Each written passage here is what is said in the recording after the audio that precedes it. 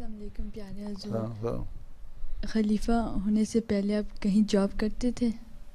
मैं तो वक्फे ज़िंदगी था, दफ्तर में ही काम करता था जमात के। ठीक है।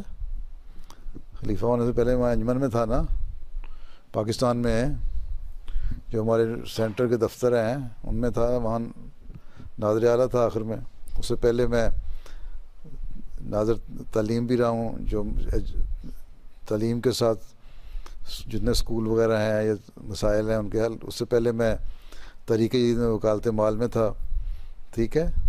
उससे पहले मैं घाना में होता था, स्कूल में भी रहा हूँ और प्रोजेक्ट भी चलाता रहा हूँ। हैं तो